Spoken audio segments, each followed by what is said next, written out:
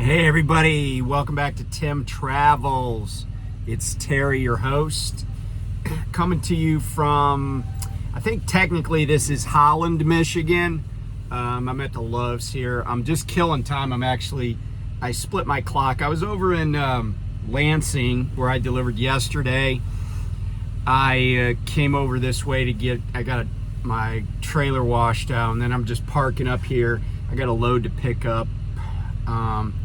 It's a drop and hook. It's supposed to be ready at 2100. I might go over there a little bit earlier, and then that load is going to Bethlehem, PA, because it's almost Christmas, so I should go to Bethlehem.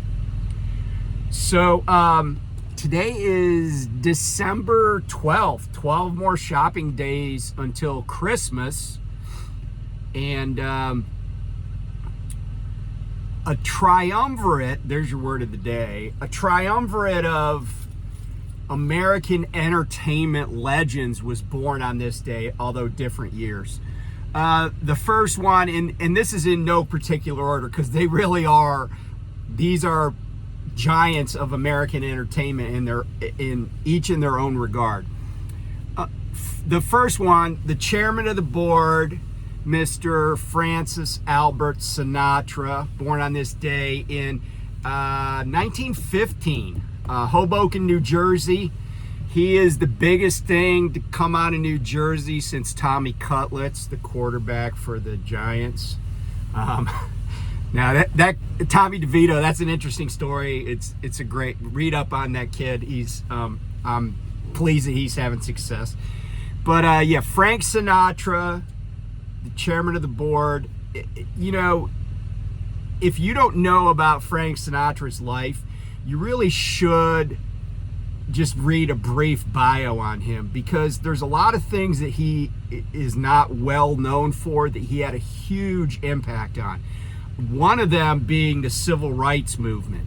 And if you read about Frank Sinatra singing at the Apollo Theater in a fundraiser on behalf of, I think it was on behalf of the NAACP, but Martin Luther King Jr. and his wife were in attendance, Coretta Scott King.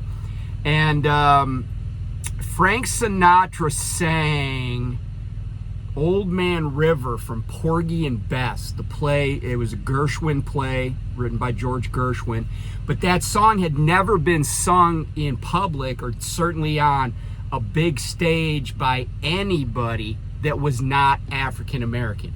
It was regarded as an African American person's song to sing. But Sinatra singing that song made such an enormous statement about race relations. And Sinatra had a track record of supporting black musicians. And, you know, there's a famous story about when Sammy Davis Jr., the Candyman, you know, Sammy Davis was part of the Rat Pack along with Sinatra and Dean Martin and I guess, what was that other guy's name? Lawler. Anyway, so Sammy Davis Jr. gets in a car wreck, a bad car wreck in Vegas. And, you know, Sammy Davis was a huge entertainer. Like, he was known around the world. But because he was black, he could not go to the best hospital in Las Vegas. And Frank Sinatra was in Southern California at the time. And Frank sent his plane to Vegas to get Sammy Davis Jr. from that hospital where the black people could go and bring him to Southern Cal where he could get the best medical treatment. And that, by the way, is the accident where Sammy lost his eye. But Frank Sinatra didn't just perform with black people on stage, he supported black people. And when he sang his rendition of Old Man River at the Apollo Theater that night, and I told you MLK was in attendance, King cried. King wept over that performance and what Frank Sinatra was doing for the civil rights movement. And by the way, Frank Sinatra also donated a lot of money to civil rights causes. But just an interesting aside to me about certainly one of the greats. If you've never really listened to his music, you could do one of two things. There are some like greatest hits, and there's some great songs, just some great songs. Certainly all the ones he's famous for, like New York, New York, and My Way, which Paul Anka wrote. But there's also the other option you have is to go to like Maggiano's and just eat at Maggiano's. You'll hear a lot of Sinatra, and it's kind of nice too. But so Sinatra born on this day. Edward G. Robinson, you dirty rat, was born on this day. Great actor, gangster movies, like he was bomb. By the way, though, getting back to Sinatra won an Academy Award. He wasn't just a great singer, he was a great actor. But Edward G. Robinson, also a wonderful actor, black and white, cool gangster movies. He had just, the dude was cool. He was cool before it was cool to be cool. And then another great, and his contribution to this country can't be underestimated, and that's Bob Barker was born on this day. He just died recently, but he was an animal lover, and he never signed off from The Price is Right without talking about spaying and neutering your pets. And he put a lot of money into that. He was very philanthropic, and I don't care who hosts a game show, no one's going to do it like Bob Barker. He was one of a kind, and he is missed too. The other person that was born on this day in, I think he was born in 1863, the Norwegian painter Edvard Munch, or Munch. And if you don't recognize his name, unless you've been in a cave, I know you've seen his artwork. And I'm going to put one of his, probably the most famous piece of art up that he painted.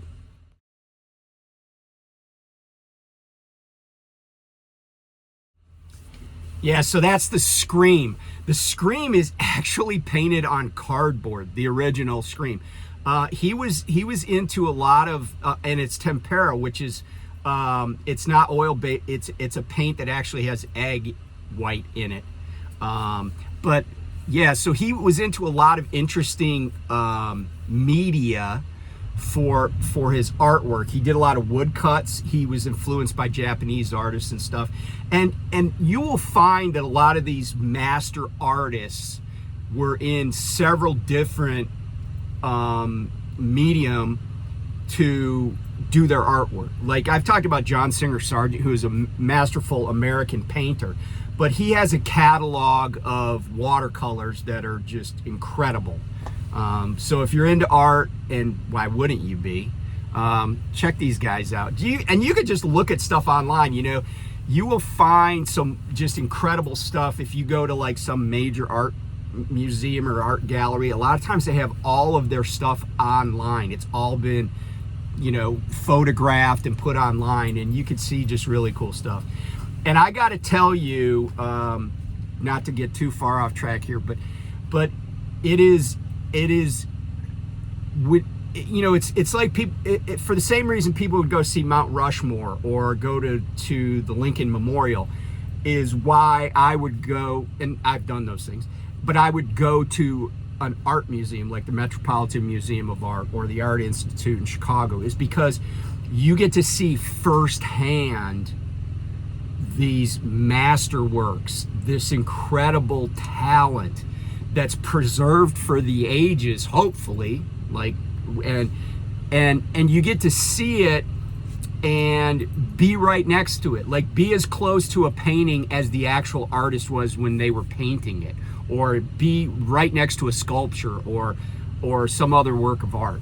And it's just, I just love it. It's and part of the reason I love it is because I can't do it. I mean, I've done some painting, like I went to a painting workshop with my wife, like kind of like a date, but it was like, hers was way better. My wife's a much better artist than I am, but I still love this stuff. So anyway, that's history for today. Every once in a while in this business, and that's one of the things I like about it, you meet somebody who is unique, but also it has just kind of tread the path that you're following. And so I was at the other truck stop before I left and went to get my trailer washed out. And there was a guy there from a company that I think maybe I applied there a few years ago, but I never went there. And I was just curious because I see their trucks and they go to a lot of places we go. And you're probably not going to think of the company, but they're a company that has, just like Prime has the best fleets stickers and stuff like that. And so I started talking to this guy and I said, hey, how do you like driving for them? And he's like, I like it, but I don't really care for management. I said, oh, what do you mean? He goes, well, the safety department. And it was so funny because he started talking about they put inward facing cameras in the truck and how like he's been driving for a long time, and like they put all this technology in the trucks, and then they'd call him in and say, hey, we got to coach you about this event that you had on the Cross Bronx Expressway where you slammed down the brakes. And it's like, and he had the kind of same feeling I do, like, why is it that people that never have done this job, and certainly if they, because sometimes you'll meet somebody that's in the office basically, and they have a CDL or had one, and they drove for like 3 months and then quit, right? And because it wasn't for them. But have they ever driven the Kennedy Expressway in Chicago during rush hour? Have they driven in Los Angeles or like I was saying, he mentioned the Cross Bronx Expressway? And the answer is no. So, it was so funny because a lot of the same things you hear from any truck driver at any trucking company, he said, yeah, that's my beef with this company. But here's the thing, he's been at his company like 3 decades, more than 3 decades. I won't say exactly because I don't want anybody to figure out, who he is. But he has never not been a company driver. And he said that he is making, a lot of money per mile. Like, I think he said he was making like 80 cents a mile. And, he's always been with the same company. He's paid off his house. The kids are grown. He's got grandkids. And he said he's going to do it for a few more years, like 10 more years actually. But this is all he's ever done, and he's only worked for one company. And, I think he's doing it right. He looked like a guy that takes care of himself and takes pride in his appearance. And, he's just been doing this reefer thing for that long. And it was just interesting to talk to him and get his perspective, because he wasn't complaining really about, he wasn't complaining about four-wheelers, or he wasn't complaining about automatic transmissions or, women driving trucks. He had the exact same concerns that a lot of us do, about, the oversight of truckers and how there are sometimes unreasonable standards and stuff. And he said his company is doing away with, or has done away with PC, because he asked me if we get PC, and I told him how they have to approve it. And then he said his company is also like all butthurt when somebody wants to use a split sleeper, which is what I'm doing right now. And he says, I use that all the time. It's a great tool. And we were talking about hours of service and logs and stuff. And he's like, yeah, when I started, it was paper logs. You just ran. But it was nice to visit with him and get his perspective. And, he's not soured on the job. He likes it. But he did say this. This was interesting. Here's a guy that's been with the same company over 3 decades. And you know what he said? He said, this isn't a career, it's just a job. He said, he goes, I just keep my head down and just do my job, and you know, I'll leave when I'm ready to leave. I got money saved up. Like I said, he was saying he had his house paid off and stuff. And you know, he knows exactly what he's doing, and it's really cool that there's a guy who he doesn't regret what he's done. He just wishes people would leave him alone. So and just let him do his job. And you know, he said he goes, I got these people telling me what I'm supposed to do that weren't even born when I first started driving a truck. And I said, yeah, I feel your pain, brother. So it's just kind of funny how the stuff that goes on, a lot of times we forget that it's not just the company that we're with or the company we used to be with. It's kind of, you know, a lot of the stuff that irks truckers is industry wide. And you know, the safety directors or whoever it is, right, they go to these conferences and they bounce ideas off of each other, and next thing you know, somebody else is doing something, because these folks are always trying to like get ahead and impress their boss or whatever. So it's unfortunate, but it you know, I guess it comes with the territory. And I will say this, I read a lot of like blogs about like workplace stuff, and I could tell you that it's not just trucking. It isn't. It's not just trucking. There are bad supervisors. There are people with zero leadership ability and management positions all over the place. And you know, even in companies where like the person who started the company still works there, like, you know, let's say, I don't know, some plumbing company or something, right? You still run into people that, like, you know, the guy that runs the show might have been a great plumber and he might be good at finding business, but he's terrible at managing people. It's just a part of the work world, I think. And as worker bees, we have to just decide, okay, is this something, you know, is this whatever company or position or whatever, is it something that is more important than, you know, I could just be in a situation where I can deal with somebody because I like the job.